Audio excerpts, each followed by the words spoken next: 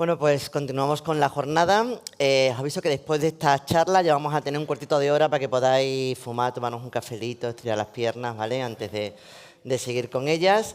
Pero ahora tenemos un plato fuerte porque no sé si habéis comprobado ya que normalmente la gente que estamos hoy aquí, la gente que más o menos tenemos nuestro círculo, estamos no divididos porque todos nos gusta todo, pero hay una parte más misteriólogos que se dedican al misterio puro y duro, y luego estamos la parte folclorista, que somos más Javi y yo, aunque es verdad que aquí todo el mundo sabe de todo. Javier Prado es ilustrador, es guionista, es escritor, ha escrito Breve viaje por la España de las brujas, ha escrito un libro que tenéis que tener sí o sí, que es Monstruos Ibéricos, que es una pasada. Está ahora haciendo unas investigaciones que os podría contar, pero luego tendría que mataros, y sois muchos, ¿vale? Para poder mataros. Acabamos aquí a las tantas. Efectivamente. Y el pobre tiene la cruz de que es folclorista. Entonces, cada vez que le preguntan a qué se dedica y dice que es folclorista, le dicen, de Isabel Pantoja. Entonces, él tiene que explicar que no es ese tipo de folclore el que le gusta a él.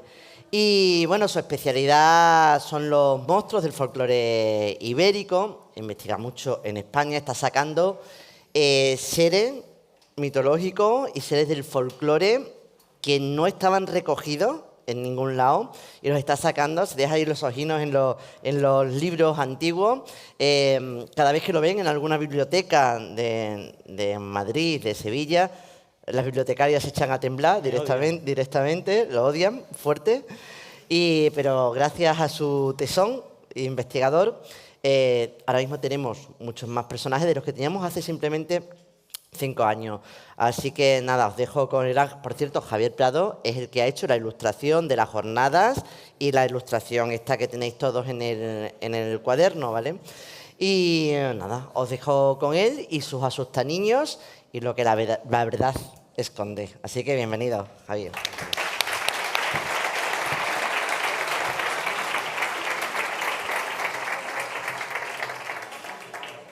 Vale, ahora no sé a dónde tengo que darle para pasar. Vale. Aquí. Ahora sí, vale, perfecto.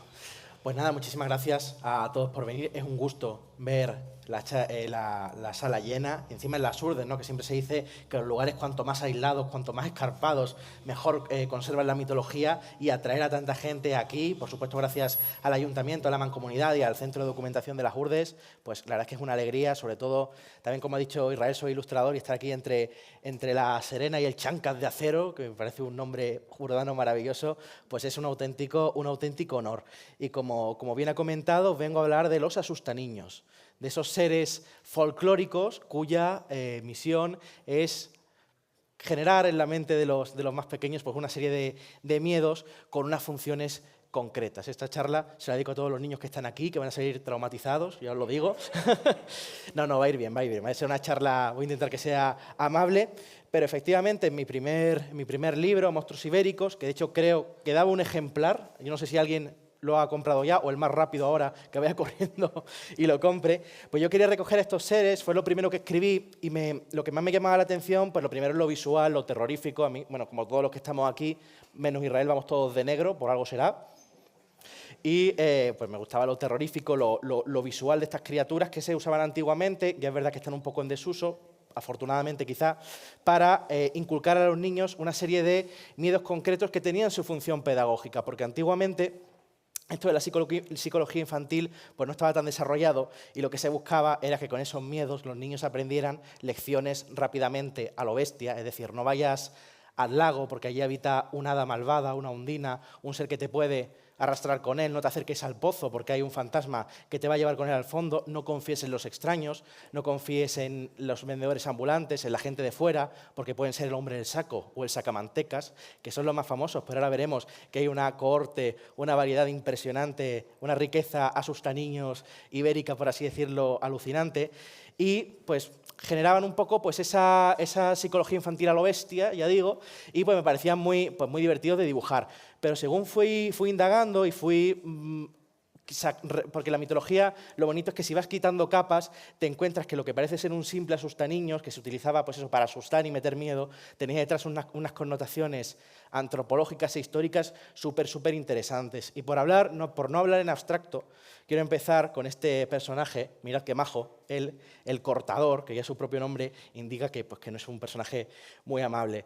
Este ser aparece en la tradición oral de algunos concejos asturianos, y le decían a los niños, cuando se iban a jugar al campo, decían, ten mucho cuidado, no te manches, porque había unos juegos entre los niños en unos concejos concretos que consistían en lanzarse una serie de higos, una serie de frutas que dejaban las manos muy pringosas, y decía, ten cuidado, porque si vuelves a casa con las manos sucias, voy a llamar al cortador, y ya os podéis imaginar lo que le iba a hacer. Era un ser que se dedicaba a coleccionar pues, las manos de los niños, pues, que se dedicaban a jugar con estos higos, y llevaría una ristra de manos que cortaba con esos cuchillos, ¿no? Claro, hasta ahí pues dice, pues bueno, un método educativo un tanto cuestionable, vamos a decirlo así, pero que, bueno, pues que no tiene mucho más. Pero claro, investigando, llegas hasta la historia romana de Dion Casio, escrita en el 220 y pico después de Cristo, y que habla pues de todas las conquistas, las invasiones, los movimientos de las tropas romanas y de la historia del Imperio Romano, como dice su propio nombre, y concretamente dice que cuando la conquista romana de Asturias, a los rebeldes astures que se levantaron en armas contra los romanos, muchos fueron capturados por un general que se dedicaba, para impartir ejemplo en los enemigos, a cortarles las manos y a devolverlos, ya desmanados, por así decirlo, a sus aldeas de origen. ¿Y sabéis cómo se llamaba ese centurión romano que ordenaba cortar las manos de los prisioneros? Tito Carisio. Y en algunas zonas de Asturias a este personaje, a este cortador, se le conocía hasta hace muy poco como el Carisio. O sea, un personaje, un centurión romano, que aparece recogido en una obra del año 200 después de Cristo, permanece muchos siglos como un fósil, prácticamente un fósil del pensamiento, que dirían algunos folcloristas, en la memoria colectiva de ese pueblo, hasta convertirse ya totalmente deformado pues, en este ser tan simpático y tan encantador, ¿no? Estos traumas colectivos, estas guerras, esas matanzas, esas torturas, quedaban en la psique del pueblo, y estos personajes pasaban ya transformados en monstruos al imaginario popular como un recuerdo de algo tan traumático que merecía la pena ser recordado y se iba inculcando de niño a niño, ¿no? Y este es solo un ejemplo, porque tenemos muchísimos. Por ejemplo, este señor aquí tan apuesto, Fernando Álvarez de Toledo y Pimentel, que por el nombre igual no suena, pero si digo que es el duque de Alba, pues ya os suena un poco más. Este señor, Felipe II, lo envía en el siglo XVI para Holanda, lo que era Holanda, Países Bajos, para aplacar unas revueltas que estaba habiendo, unas revueltas religiosas que este hombre reprime con mano de hierro. Como se hacía antiguamente, pues buscar a los cabecillas y muy amablemente pues también trocearlos, descuartizarlos y poner sus miembros en las plazas, en las puertas de las ciudades. Y tal fue el recuerdo oscuro que quedó en torno al duque de Alba que aún hoy, siglo XXI, se dice a los niños de Holanda que si no se portan bien, el duque de Alba va a venir y o se los va a llevar, dicen algunos que se los lleva con ellos a España, lo cual para un niño holandés debe ser terrible. Y pues quedó, ya digo, como el coco oficial de los Países Bajos de Holanda, toda esa zona, ¿no? Pero claro, volviendo ya a la península, que vamos a estar haciendo un viaje quizá de ida y vuelta, tenemos quizá al más famoso, uno de los más famosos en el podio junto al hombre del saco, al sacamantecas. ¿Quién no ha oído hablar del tío Camuñas? El tío Camuñas, que aparece también en el doblaje de Los Simpson, y eso es muestra de que ha trascendido las fronteras de la tradición oral. El tío Camuñas tiene muchísimas formas. Aquí en Extremadura, por ejemplo, se dice que el Camuñas era una especie de animal malévolo que habitaba en los pozos. En Cataluña dicen que el Camuñes, en la zona pirenaica, es un ser que decían que se comía a los niños como si fueran merengue, con una gran boca, con dientes, pero realmente su origen lo tiene en este hombre, Francisco Sánchez. Aquí tenéis una estatua, que era de Camuñas y fue un guerrillero que en la Guerra de Independencia vive una historia muy trágica porque los soldados franceses matan a su hermano. Él se echa al monte, como se decía antiguamente, y se convirtió en un guerrillero muy afamado con toda una cuadrilla de hombres que emboscaban a las tropas napoleónicas por todo el Camino Real, que iba pues, prácticamente de Toledo hasta Jaén, y era tan sanguinario que los propios franceses, los soldados de Napoleón, cuando le veían aparecer pertrechado de su trabuco, como lo imagino yo, bueno, aquí lo he dibujado con una navaja gigantesca, que imagino que no tenía, pero bueno, las licencias creativas, pues decían, cuidado, que viene el tío Camuñas, o bueno, lo dirían en francés, que no sé muy bien cómo sería. Pero ese ogro se lo llevaron a Francia, los soldados franceses que volvían, los que no se cargaba este señor, se lo contaban a sus hijos, asustándolos con el tío Camuñas, pero es muy curioso porque hace el camino inverso y vuelve a la península y ha transformado en ese ogro, ¿no? Que es un poco un destino muy cruel para lo que sería un héroe de guerra, ¿no? Porque además finalmente lo capturan y lo ejecutan, ¿no? Y en Camuñas es conocido, le hacen una fiesta prácticamente todos los años recordando esos hechos de la Guerra de la Independencia, pero a nivel popular pues es un ogro, que es un destino muy triste, pero bueno, ahí lo tenemos al tío Camuñas. Otro personaje que me flipa absolutamente, estas ilustraciones las hice para Cuarto Milenio, un personaje histórico también del siglo XIV, que es María de Padilla. María de Padilla era una noble castellana que acabó convertida en la favorita, en la, vamos a decir, concubina, porque no se casaron oficialmente, de Pedro I, el monarca castellano, Pedro I, el justiciero o el cruel, dependiendo a quién le preguntaras. Estas las dos, se le conoce más como el cruel, ¿no? Es un rey que, bueno, que vivió en una época muy convulsa, estaba en guerra con sus hermanastros, los Trastámara, y finalmente, en esa guerra que dicen que es como una protoguerra civil, incluso entre la corona de Castilla y la corona de Aragón, finalmente los hermanos le hacen un juego de tronos, hablando rápido, se lo quitan del medio, lo asesinan y se colocan ellos como gobernantes de Castilla, ¿no? Y María de Padilla, en esa guerra que hubo, que era una guerra tanto física como también ideológica, porque empiezan a circular romances y historias y los famosos, pues esos romances, leyendas, en las que se dice que María de Padilla, porque el rey la tenía, aunque tenía una esposa, tuvo varias esposas, María de Padilla siempre era su favorita, la mujer a la que siempre volvía, y decían que era, claro, los contrarios al reinado de este rey Borgoña, de Pedro I, que era porque le había sorbido el seso, le había con pócimas, con nigromancia, lo había convertido prácticamente en su esclavo, ¿no? Decían un romance que era cautivo de su beldad y de su ingenio, ¿no? Porque decían que María de Padilla, por las noches, cuando anochecía, en los reales alcázares de Sevilla, se iba para la judería que estaba al lado y allí pues aprendía nigromancia y hacer pociones en la casa de un judío nigromante, ¿no? Hay muchísimas leyendas de María de Padilla y Pedro I y prácticamente un ciclo entero de romances, pero lo que a mí me interesa es que cuando María de Padilla, bueno, ella muere un poco antes que Pedro I, él la declara reina legítima de Castilla, toma ya, que tenía que quererla bastante. Por cierto, bisabuela de Isabel la Católica, que esto lo sabe poca gente. Pues muchos siglos después, ya en el siglo de oro, siglo XVI-XVII, un religioso de Sevilla recoge en un libro que los niños de la capital eran todavía asustados porque decían que veían por las calles aparecer a María de Padilla envuelta, es decir, montada en un carro envuelto en llamas, ¿no? Y conducido a veces, decían, por el diablo Cojuelo, que también es un personaje del folclore. Y con este se convirtió en el asustaniños, ¿no? Tanta publicidad negativa hicieron de ella que acabó convertida en el coco de Sevilla, ¿no? Y lo más curioso de todo es que a día de hoy, y estos son testimonios de primera mano que me han llegado, en los reales alcázares, donde vivieron sus pasiones y sus etapas también más tristes y más oscuras, Pedro I y María de Padilla, hay mucho turista brasileño que cuando llega a la tienda de regalos del Alcázar pregunta por María Padilla. Dice, ¿tenéis algún libro, alguna cosa sobre María de Padilla? Porque hay unos baños también que se llaman los baños de María de Padilla.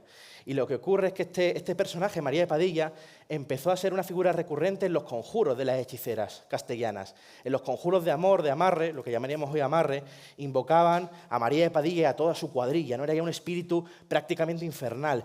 Y esos hechizos llegaron al Nuevo Mundo, por marineros portugueses sobre todo, y en Brasil, a día de hoy, se invoca a María Padilla. Es una mujer del siglo XIV. En 2021 sigue siendo invocada como una pombayira, que dicen allí una especie de espíritu, que no tiene mucho que ver con la María de Padilla original, porque dicen que es una reina gitana que cruzó los mares y que enamoró también a algún rey. Ahí hay un poco de unos resquicios de esa historia original, y a día de hoy sigue siendo invocada y siguen preguntando por María Padilla, que me parece una cosa alucinante tantos años después, ¿no? Incluso el pobre Miguel de Unamuno acabó convertido en el coco de Salamanca. En Salamanca parece ser que cuando él muere, sabéis que muere al principio de la Guerra Civil, los niños, quedó recogido muchos años después, que los padres los asustaban diciendo, duérmete pronto, que si no viene Unamuno. Que no sabemos muy bien por qué, acabó el pobre, ahí, si tiene la cara que tiene el pobre, lo han convertido en el ogro de Salamanca. Pero bueno, ejemplos curiosos, ¿no?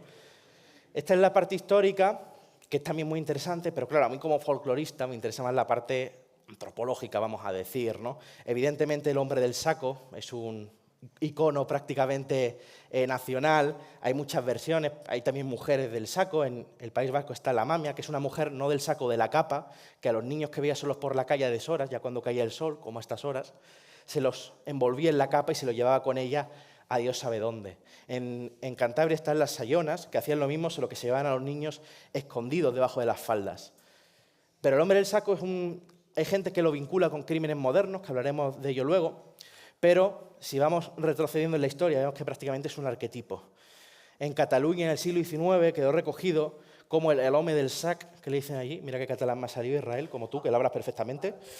El home del sac se llevaba a los niños atrayéndolos con flautines, con teatrillos de títeres, como si fuera una especie de flautista de Hamelin. Y también en Cataluña aparece esta pieza para teatro de sombras, fijaos qué curiosa, que es el diablo de la cesta, que es prácticamente, si nos fijamos, la misma imagen, ¿no? Es un personaje diabólico que se lleva a los niños en una cesta, en este caso, camino del infierno.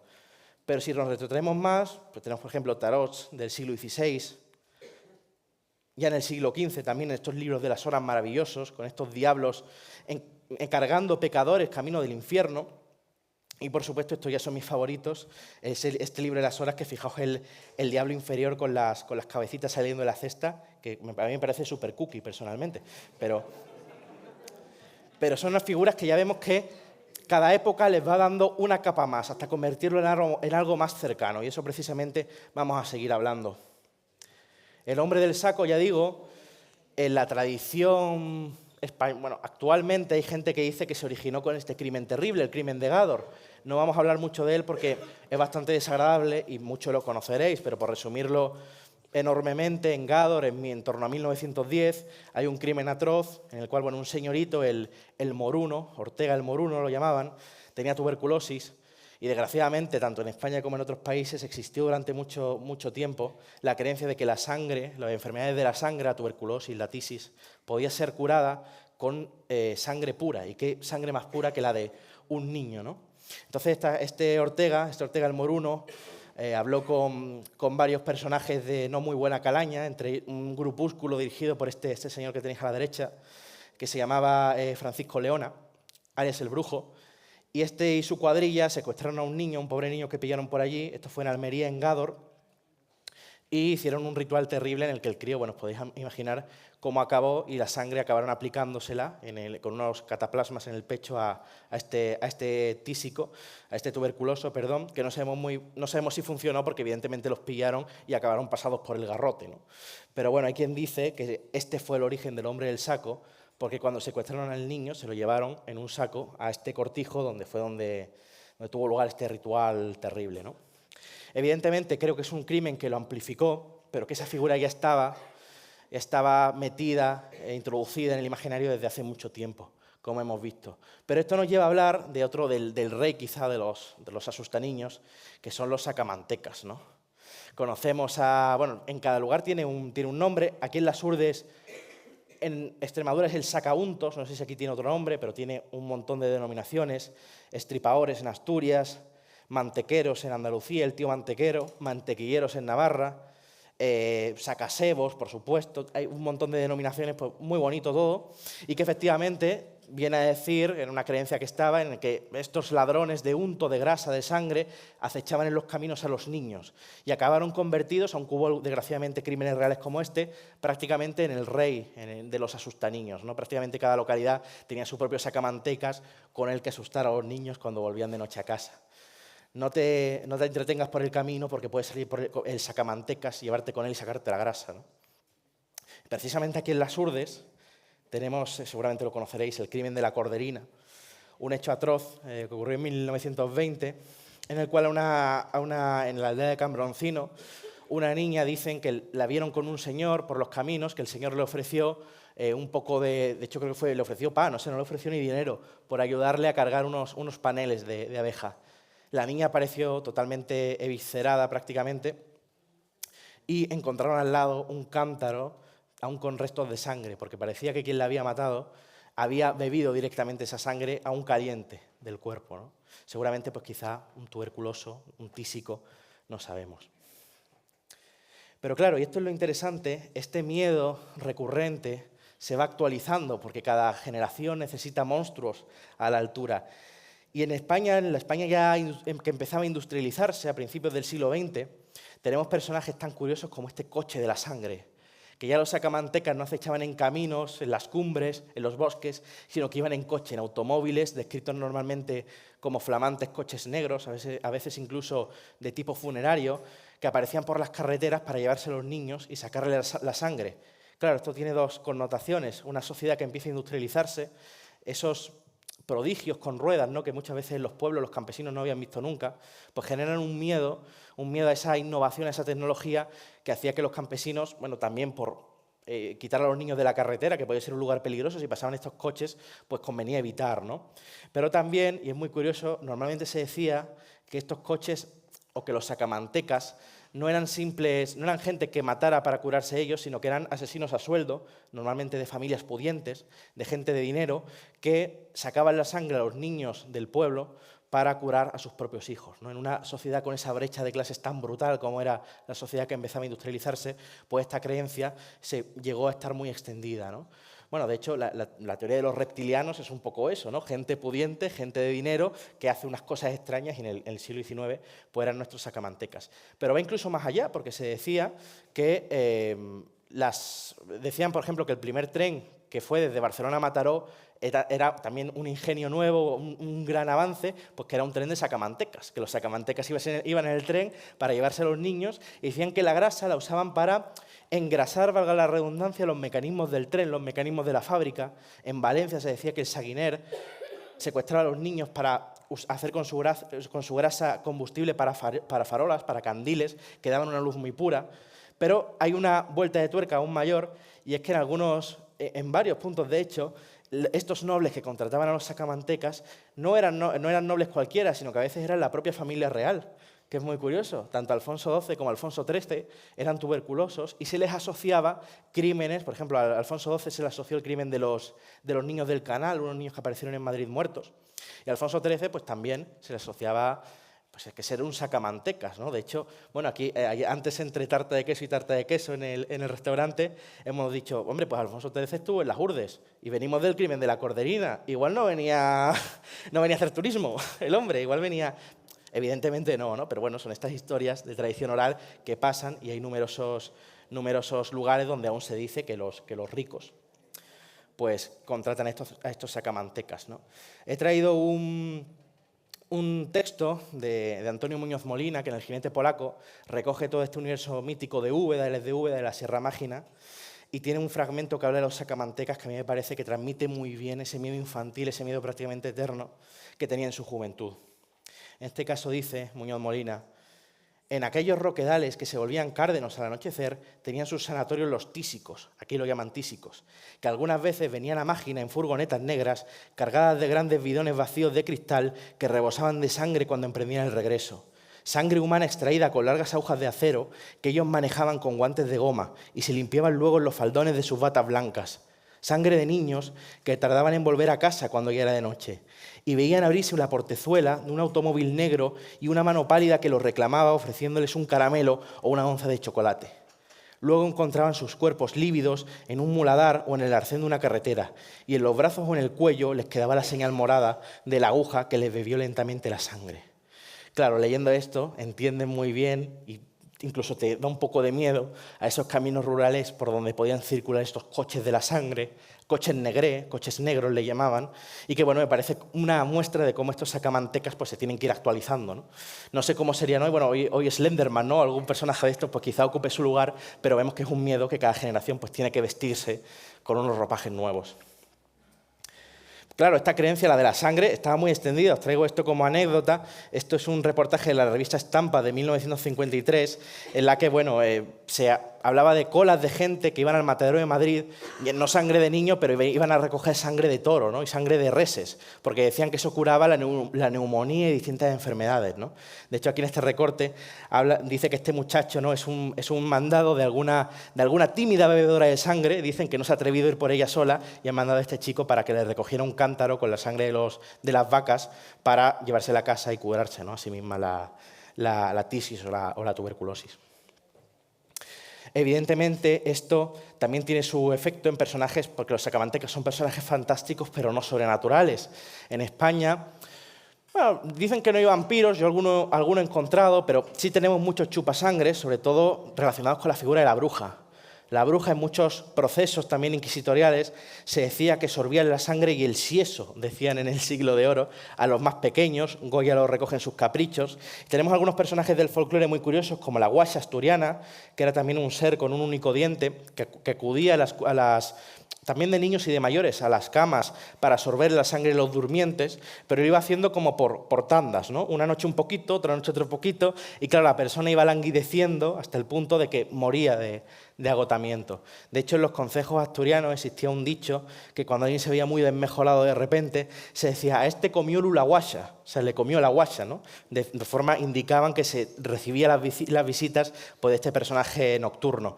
También en Galicia la amiga Xuxona, que a mí me encanta, porque no robaba la sangre para ella, dicen algunas versiones, sino que se convertía en mosca, en moscardón, incluso en murciélago, para chupar la sangre de los durmientes y la almacenaba para hacer filloas, que son las tortitas típicas de Galicia, que a veces se hacen con sangre de cerdo, pero esta bruja pues había refinado su receta culinaria y la hacía pues con sangre de niño, ¿no?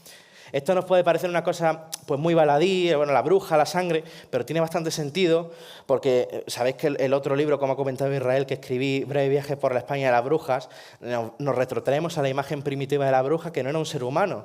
Los primeros registros que existen en la península del siglo, creo que el primero es del año en torno a 1200, en un diccionario árabe-catalán, que es una cosa muy marciana, pero decían que la bruja era un espíritu nocturno, eran un ser que se te ponía sobre el pecho para causarte pesadillas y también para desangrarte, para chupar la sangre y sobre todo la sangre de los niños. Era una entidad pues como vampírica, podríamos decir, ¿no?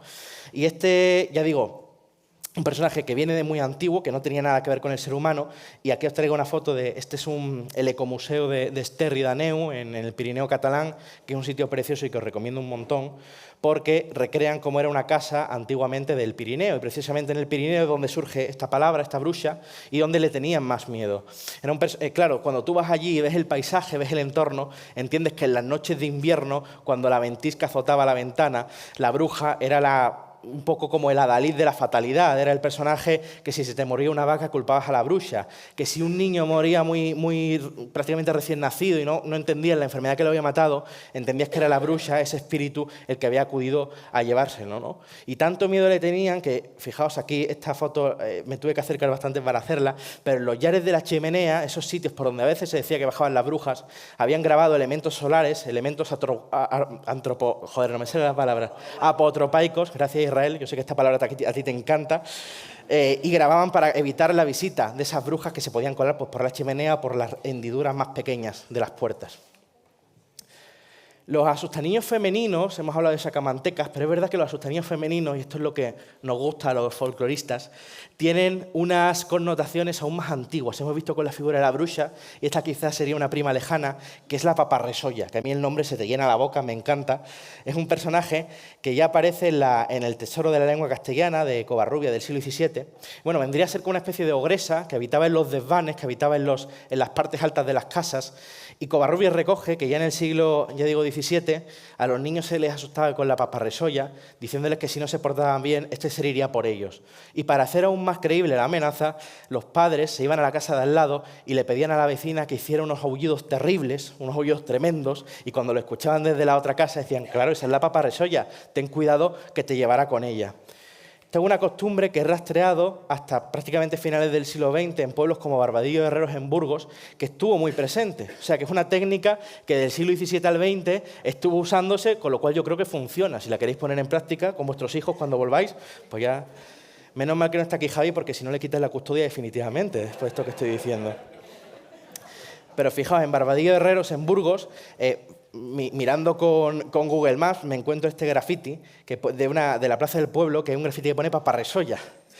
Y la plaza del pueblo en la que está se llama Plaza de la Paparresolla. O sea que el nombre del personaje ha permeado en el imaginario popular hasta el punto de dedicarle una plaza. Cosa que a mí me hace mucha gracia, me flipa bastante.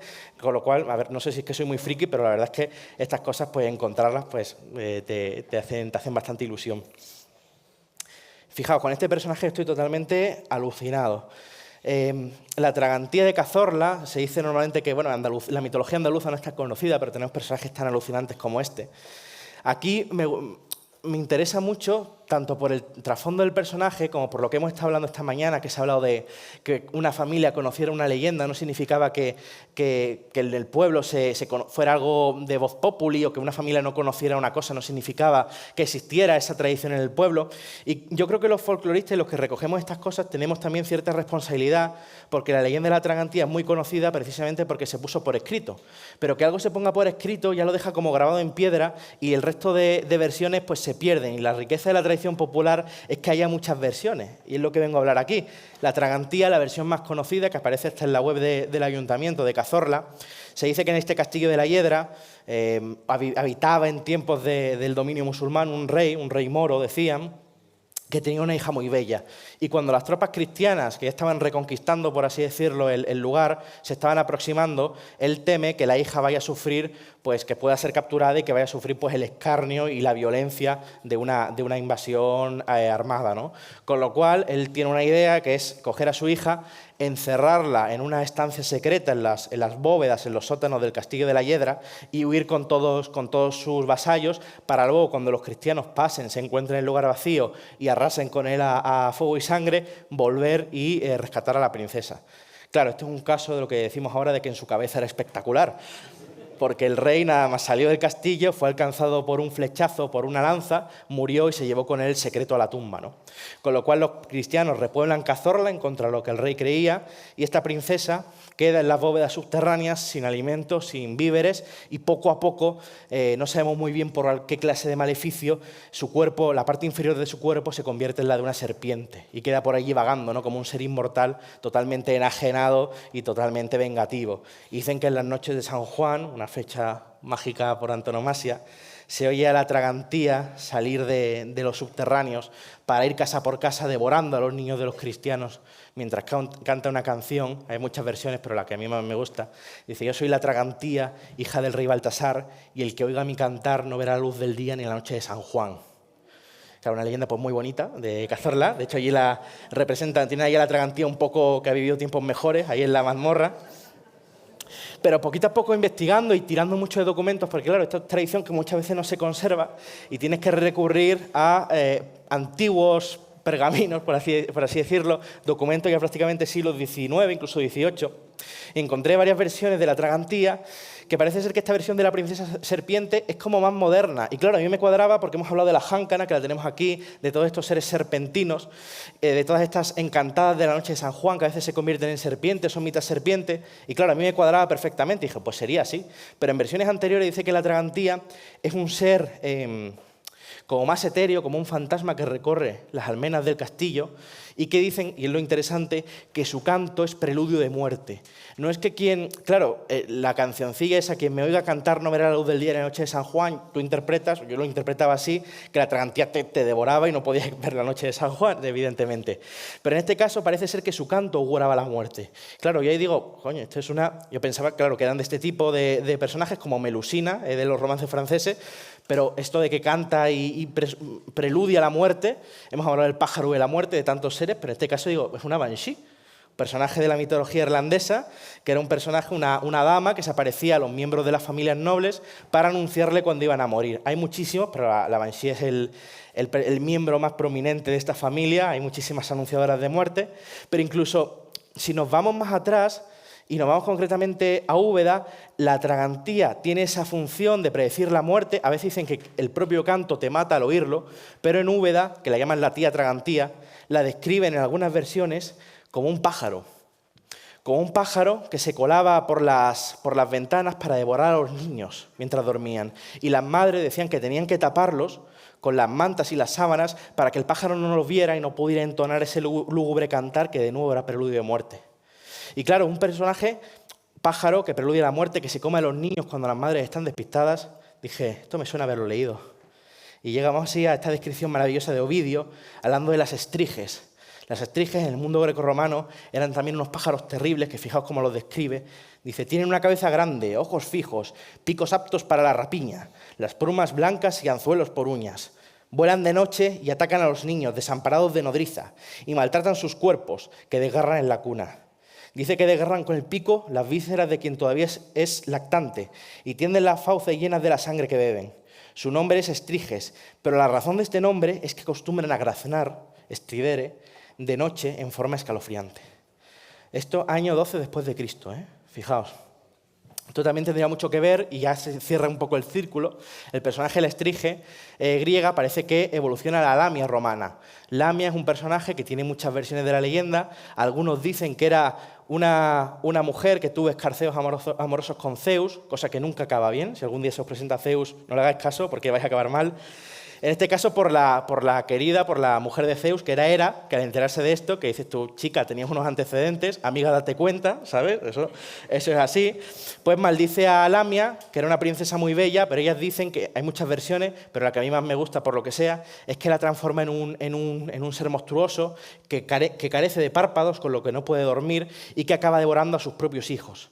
Y al darse cuenta de lo que ha hecho, en lugar de ir a terapia, que es lo que haríamos todos, decide devorar al resto de niños del mundo para hacer pasar por sus madres ese dolor y por esa envidia que tiene de no tener a sus propios hijos, ¿no? Figura que también enlaza con los de la Llorona, etcétera, estas madres terribles de la mitología, ¿no? Y a Lamia a veces la describen con la mitad del cuerpo de serpiente. Llegamos a la primera versión de la Tragantía, que es alucinante. Pero todavía queda una encarnación más, que no me voy a parar porque queda poquito tiempo, y es que la relacionan con una planta viviente, vamos a decir. Pero eso ya lo dejo. Si queréis saber más, escribí un artículo para la revista de folclore que acaba de salir, está calentito, lo tenéis gratis en internet, y para no hacer un monográfico sobre la Tragantía, pues quien quiera saber más, pues puede acudir a este artículo. Otro ser femenino que también mola mucho y que también tiene ecos ancestrales, que ahora veremos, es la Orcabella. La Orcabella es un personaje que aparece también en un texto muy antiguo, siglo XVI, finales del siglo XVI, Silva Curiosa, de Julián de Medrano. Es un libro en el que describe, hay partes que describe viajes por la península y cuando llega, no queda muy claro, dice que es un monte del Finisterre, en este caso algunos dicen que puede ser el monte de Dofacho. Se encuentra con unos carteles que dicen, ten cuidado porque aquí está enterrada la Orcabella. Y cuando pregunta a un pastor le cuenta la historia. La Orcabella era una mujer terrible, una mujer antropófaga, una ogresa, una vieja bruja, dicen algunos, que cuando llegó a Galicia, llegó de tierras lejanas, prácticamente la despobló, porque era un ser que se comía todo lo que se movía, prácticamente. Hasta el punto, dicen, que Galicia quedó despoblada por los desmanes de esta vieja bruja, ya digo, decían. Y finalmente, cuando dicen que ya se cansó, dice, estoy harta de devorar aquí gente, aquí no pasa nada, voy a decidir enterrarme. Dicen que se autoenterró, pero no se enterró sola porque se embrujó un pastor, dicen, porque la señora, pues, aunque era vieja y bruja y caníbal, tenía sus apetitos. Dicen que los gritos del pastor en esa cópula infernal se oyeron durante varios días hasta que finalmente murió. Y ya digo, se supone que Julián de Medrano se encontró una gran piedra que decía, aquí yace enterrada la enemiga de la natura, Orcabella la encantada, ¿no? Claro, es un personaje que mola mucho, para empezar, pero tiene una serie de características, es vieja. Hay quien dice que Orcabella puede ser Arca da Bella, que puede ser un dolmen, un enterramiento. También la relacionan mucho con el arco de Bella, que es el arco iris. Y es un personaje que, ya digo, tiene unos ecos que vamos a ver más concretamente ahora en otro personaje que ya sí es flipante, que es la Viejanera. La Viejanera la recogieron unos compañeros de la asociación Etnocant, que son unos folcloristas cántabros que hacen un trabajo alucinante. De los 4 gatos que recogemos folclore, Israel lo sabe bien, ellos han recogido una serie de que además Cantabria tiene como una mitología muy rica y precisamente quizá por eso pues hay poca gente que investigue en tiempos modernos porque parece que ya está todo investigado. Y ellos han recogido personajes tan interesantes como este.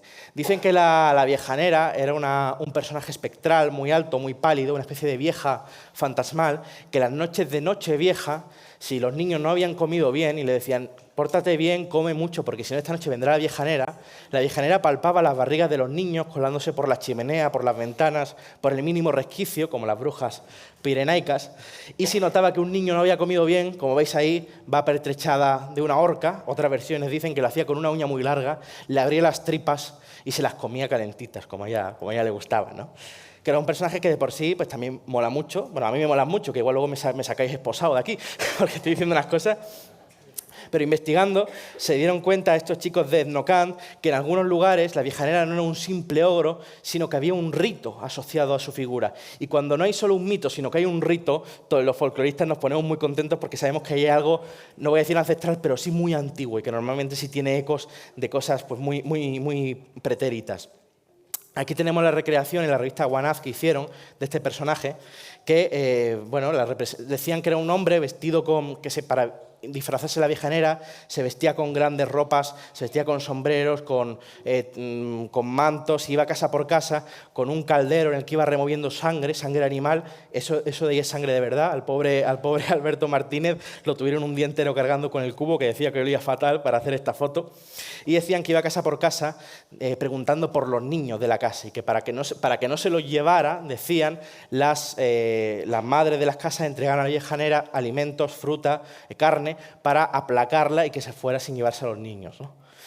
Precisamente en esta revista hay un artículo interesantísimo que relaciona a la viejanera con antiguos ritos. De hecho, viejanera podría ser vieja añera o año viejo, y venía a decir que era una representación del año viejo que moría, de ese cambio de ciclo, pero de ese invierno, de esa entidad invernal, también muy relacionada con el inframundo, que quería alargar su vitalidad comiéndose o bebiéndose la sangre de los niños, una especie de sacamantecas ancestral raro. Pero no acaba ahí la cosa, porque no sé si hay algún cántabro por aquí. En Silió, que es muy famosa, se celebra la viejanera. El personaje es viejanera, vijonera, pero la viejanera está mascarada. Claro, si tiene ese nombre, seguramente sea por algo, ¿no? Y es que en las mascaradas, en esta y en otras muchas, tenemos la figura de la vieja. Aquí no sé dónde. Bueno, el puntero ha decidido jubilarse, aquí está. Esta figura, en este caso de una mascarada de Asturias, es la vieja y está presente prácticamente en todas las mascaradas del norte, mascaradas de invierno, y vendría a ser un personaje de mucha importancia porque en un momento dado, y en casi todas las mascaradas pasa, en las mascaradas donde aparecía la viejanera cántabra también, en un momento dado la vieja pare un niño, que de hecho en Cantabria a veces lo representaban saliendo entre borbotones de sangre, ¿no? Una cosa así muy... Y claro, hay una antropóloga que se llama Lidia Mariño, que os la recomiendo un montón porque ha hecho un trabajo investigando esta figura de la vieja, o figura de la bella, la horcabella de antes, y la ha recogido prácticamente en todo el mundo. Desde Alemania, África, incluso en Tierra del Fuego, recogió tribus chamánicas que hablaban de este personaje. También un personaje, la vieja comedora de entrañas la llamaba, un personaje muy asociado al final del ciclo del año, que se representaba en rituales, y encima en Tierra del Fuego decían que la vieja, la bella, o como queramos llamarla, era un personaje del inframundo encargado de recoger las almas de los muertos y volverla a encarnar en bebés, que en este caso pues paría la vieja como ese remanente de esa tradición en las mascaradas, ¿no? Podríamos hablar muchísimo de la figura de la bella. De hecho, también en Hispanoamérica, conocéis el refrán de que llueva la Virgen de la cueva. Pues allí dicen que llueva, la vieja está en la cueva. No quiero aquí abrir el melón vírgenes, seres fantásticos. De hecho, Enrique, me consta que en alguna charla ha tenido algún invitado, algún público enfadado, diciendo, pero bueno, ¿qué estás diciendo? ¿Que la Virgen es un duende? Así que no vamos a abrir ese melón hoy. El año que viene, si me volvéis a invitar, yo hablo de vírgenes y de lo que queráis. Y claro, ya por ir terminando, hay personajes no tan ancestrales, pero que han quedado como remanentes en las fiestas de los pueblos. También decían que la figura de la vieja de la vieja ancestral, que es un personaje que nos podríamos remontar prácticamente al Paleolítico, servía también como un personaje que propiciaba un rito de paso, el cambio de ciclo, pero también los niños, que cuando acudía a las casas de esa viejanera, servía para un poco introducirlos en la adultez con un hecho tan traumático, ¿no? Y estos personajes de las fiestas, concretamente este que he traído por ser de Extremadura y que a mí me hacen mucha gracia, que son los Ramiros, de Fuente de Cantos en Badajoz, eran personajes también que iban puerta por puerta, hombres del pueblo disfrazados con harapos, preguntando... Estos aparecían al final de Semana Santa, cuando el Viernes Santo Cristo moría. Se supone que eran diablos que salían del inframundo para llevarse a los niños de la tierra. Iban puerta por puerta con una hoz, pegando en la madera, preguntando así con voz cavernosa: ¿hay aquí en esta casa un niño que no se haya portado bien? Y los padres tenían que ir a la puerta. Claro, si el niño había sido un poco cabroncete, pues se lo pensaban, ¿no? Pero al final le acababan diciendo, no, aquí no hay ningún niño. Y el Ramiro pues se iba así farfullando para buscar a otros niños por la calle y perseguirlos pues con esa hoz, que me parece pues un plan muy de domingo por la tarde. Esta gente aquí con las hoces, porque decían, y ojo, atención, que esto es precioso, decían que los Ramiros buscaban a los niños para cortar sus cabezas, meterlas en su saco y volver para el infierno cuando ya Cristo resucitaba, ¿no? En el domingo de resurrección. En este pueblo, en Fuente de Cantos, por lo visto hubo una intentona política de recuperarlo, porque esta fiesta ya no se hace por lo que sea, y por lo que sea pues no salió adelante, no sé. Si hay algún cambio político en Fuente de Cantos, pues quizá, no sé si hay aquí algún político pacense, pues ahí tiene un filón electoral, yo solo digo eso. Y fijaos, también los ogros masculinos, que no son tan... porque esto lo dice mucho Israel, las mujeres mitológicas tienen mucho más pozo, los hombres mitológicos hacen menos cosas, yo lo siento mucho, chicos, somos así. Pero los ogros sí que han quedado mucho en las fiestas populares ya como formas pues más graciosillas, ¿no? más festivas, como los tragaldabas famosos de Valladolid, que son atracciones en las que los niños entran por la boca, y ya por terminar con una parte más amable, entran por la boca y salen pues por donde estaría el culo, ¿no? Que es como también un poco un rito de paso también, ¿no? Que el ogro que te come y te expulsa. Bueno, aquí no vamos a entrar en la cuestión antropológica porque nos tiraríamos hasta mañana y tenéis que cenar y oír a Aldo, por supuesto. En Zaragoza tenemos al tragachicos, también con este pañuelo que lo identifica como maño. Y teniendo aquí un vitoriano de pro, yo no puedo evitar preguntarte, Enrique, a los gargantúas los conoces. ¿Tú alguna vez has entrado por la boca del gargantúa y salido por detrás? Sí, de chaval sí. De jovencito sí, me llevaron mis padres y otra versión y... Así ha salido. No podía ser... después de eso, un rito de paso. Miedo me da lo que hubiera pasado ahí, ¿eh? El supositorio del gargantúa, sí señor. Este aparece también, el primero, que es combustible de pesadilla, yo lo siento mucho, es terrorífico. Aparece en la peli de la bruja de Zugarramurdi, de la iglesia, si alguien le quiere dar... tampoco tiene mucho mérito porque ya de normal da miedo, pero bueno, ya lo metieron también en la peli, como homenaje. Por supuesto, quizá el monstruo festivo más famoso y que también sería para asustar un poco, ya por ir terminando, en la Tarasca, que es una leyenda importada de Francia, que también un monstruo que aterrorizaba a la población de Tarascón, hasta que finalmente se aparece Santa Marta y logra domar a la bestia, y ya luego el pueblo pues la mata tranquilamente, que también es una historia un poco trágica. Y lo representaban, pues ya lo veis, como un personaje prácticamente una especie de tortuga monstruosa con pinchos en el caparazón, y se mantiene en muchas ciudades españolas, en el Corpus de Valencia, pero no en muchas, porque en el siglo XVIII parece ser que eran festejos que se tornaron tan degenerados, entre comillas, había tanta fiesta que las autoridades religiosas y civiles dijeron, uy, esto hay que prohibirlo de alguna manera, y prohibieron gran parte de estos personajes que se asociaban a veces a gremios de la ciudad, ¿no? La de Valencia todavía conserva ese aspecto más parecido al de Francia, al de Tarascón, pero tenemos muchas otras. Aquí me tenéis al lado de la Santa Marta del Corpus de Zamora, que es bastante molona. Ya la Tarasca es un dragón, que es también un sinónimo. Pero a mí la que más me gusta, y lo siento mucho, la de Granada, también es un dragón. Pero la Santa Marta, ya aquí lo que se van perdiendo capas, pues en este caso la han convertido en una fashion victim, Santa Marta meets flamenco, y cada año le ponen un vestidito, un modelito distinto, ¿no? Sí que un día, y esta es la conclusión, no los asusta niños, decía Joan Amades, que en su día fueron deidades, fueron personajes idolatrados, pero que a medida que pasaba el tiempo se convirtieron en espantajos a los que ya solo temían los niños, ¿no?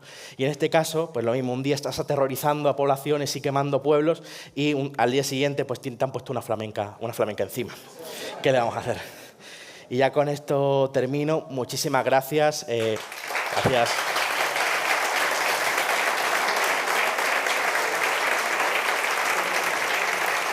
Muchas gracias.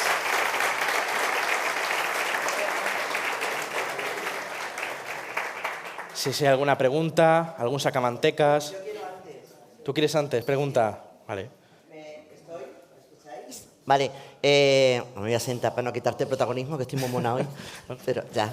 Tú como si estuvieras en tu casa, ¿eh? Es que, no, es que quería, porque luego se me olvida porque tengo la memoria que tengo. Es lo que hay. En relación a los seres que has dicho, hay 3 que tenemos en las urdes. Cuéntame. La vieja, aquí en los carnavales, bueno, en los antruejos, está la tía Clicona, que la clica es la vulva. Imagina, entonces la tía Clicona se pone de parto en medio de los carnavales. También. Y para un niño. Y esa es la vieja nuestra. Luego, en cuanto a Meiga Susona, las brujas que chupan la sangre, tenemos aquí sí, es a las envidiosas. En las urdes, a los niños les chupan la sangre por la noche, y se sabe porque los niños al día siguiente tienen un pequeño cardenal.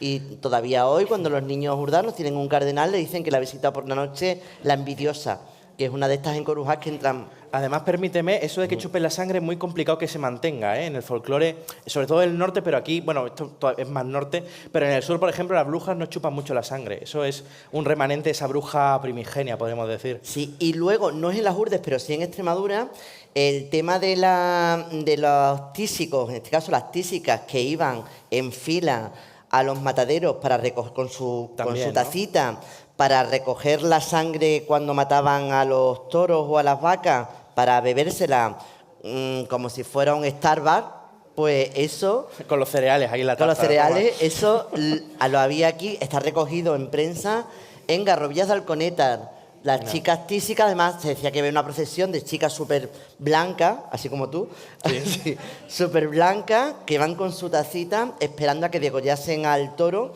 para beber directamente la sangre del animal muerto. Ya tenemos plan después de la cena, nos vamos todos para allá. ¿Vamos? Y ahora sí, si tenéis alguna pregunta. ¿Algún asustaniños local o de vuestra zona? ¿Algún sacauntos? Pues nada, eso es que me he explicado también. Mira, por ahí hay una pregunta. Me vas a dejar mal.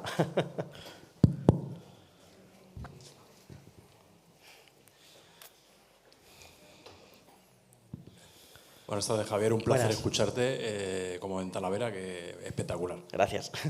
Como todos, por cierto. El cortijo que has sacado del Sacamantecas de Almería, de Gador, de Leona, ¿es un cortijo que existe o es un...? Porque ¿Existe todavía? estuvimos aquí, la Pleñeca y yo, Buscando ese y no lo encontramos. Porque mi madre es de Almería, Ajá. es entre Tabernas Sorbas, no sé si conoces. Y bueno, buscamos este lugar, pero no lo encontramos. Entonces, sabiendo que existe, que está como una fábrica por allí. Sí, sí, de hecho, creo está, por lo que se está reformado, pregunté a gente de allí y me dijeron que no sabía si vivía alguien. Igual hay todavía alguien ahí que se lo ha alquilado, se lo ha comprado como... Le gusta el turismo este también, el turismo de unto. Sí, la ocupación. Pero no sé si está habitado. ¿Se conserva? Sí, hasta hace unos años se conservaba. No sé si ahora habrá gente. Yo, por si acaso, no llamaría a la puerta, no vaya a ser. Y por último, también has mencionado también que hay sacamantecas por toda España. Me acuerdo de uno que precisamente nos enseñó la historia Enrique cuando estuvimos en Vitoria. Juan Díaz de Garallo. Exacto, Garallo. Sí, sí. Garallo. Y entonces, pues no, me parece muy interesante el tema de lo... es un poco así como tú dices, ¿no? Pero el mundo de esa época, de los sacamantecas. Yo que soy de Barcelona también, un poco la leyenda de la vampira. Entonces, por el barrio de Raval y... Bueno, Sí, Enriqueta Martí.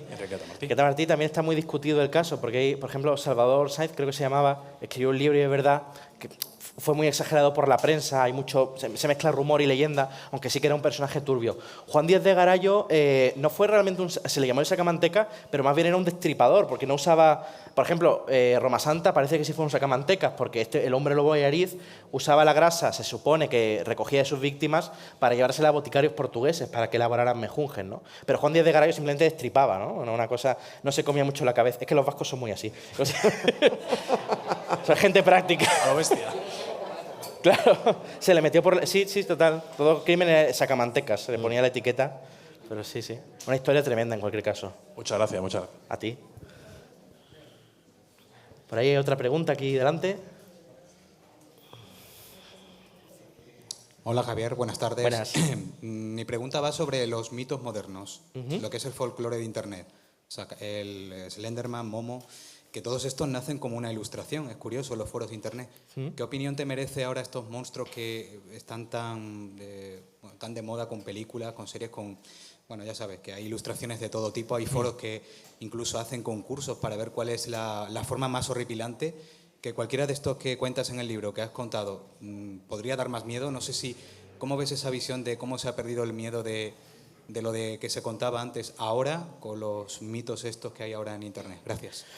A ti, es un tema, por aquí pulula Tomás Hijo, que también sabe mucho del creepypasta, pero bueno, son historias orales al final. Lo que pasa es que, bueno, orales escritas, mola porque el proceso de transmisión oral se acelera muchísimo. Antes eran necesarias varias generaciones que la gente viajara para contar la historia de un sitio a otro, que se fueran mezclando, y ahora aquí es a golpe de clic. Slenderman o las backrooms o tantos otros mitos digitales, la gente va añadiendo sus capas. También ahí interviene mucho escritor profesional porque hay historias que son prácticamente relatos para libro, ¿no? Pero en este caso podemos ver, y es muy curioso, y eso para los antropólogos del futuro va a ser súper interesante, ver cómo cada usuario ha ido añadiendo una capa. Pues Slenderman al principio es un monstruo, luego se convierte, hay gente que dice que es un alienígena, pero aparece convertido también en un justiciero. Hay relatos donde Slenderman acude a casas donde los padres maltratan a los hijos para aparecer como un superhéroe bastante chungo, que acaba con los padres o saca al niño de esa situación, ¿no?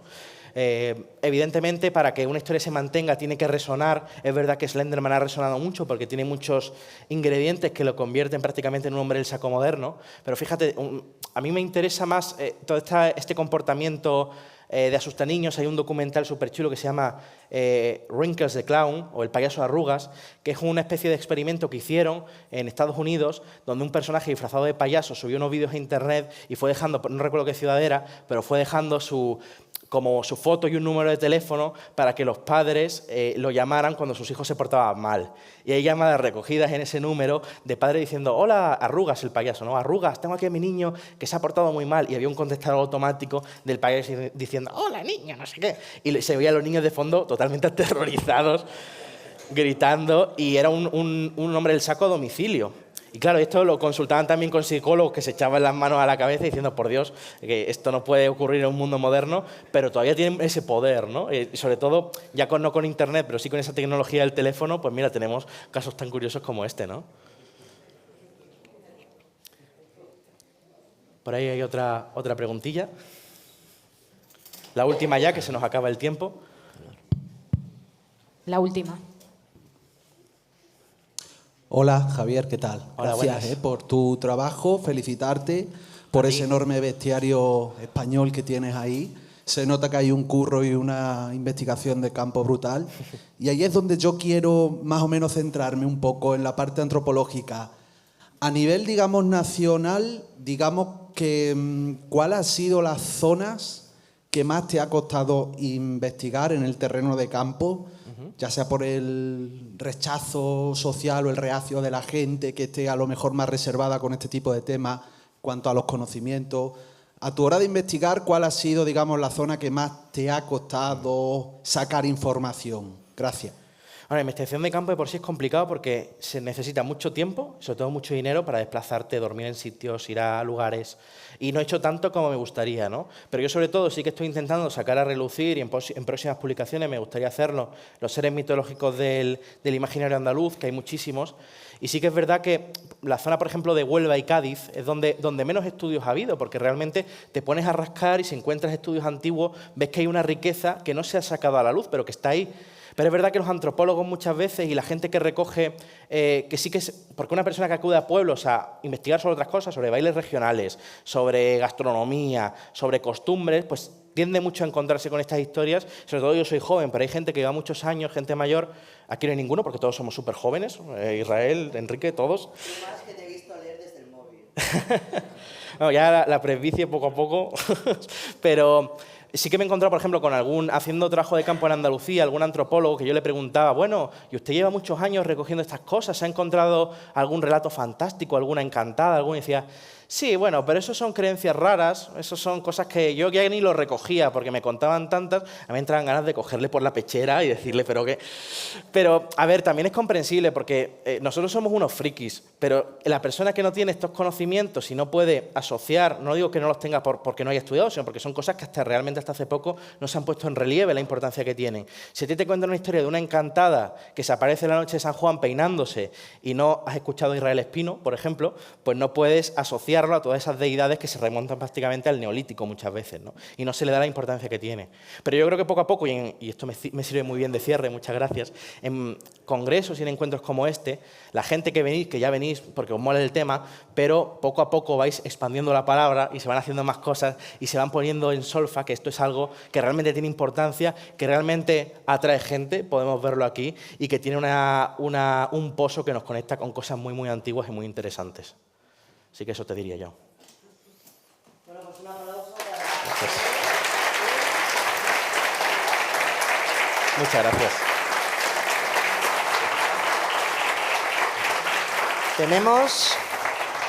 Descansamos un ratito, nos vamos a echar un cigarro, vamos al baño, nos damos un café. ¿A media o un cuarto de hora? ¿Qué dura eres? 10 minutos y estamos aquí, ¿vale? La que me tenía que contar lo del sombrero, que no se vaya. La del señor con el sombrero, que no se vaya, por Dios. ¿No te ha salido el chino?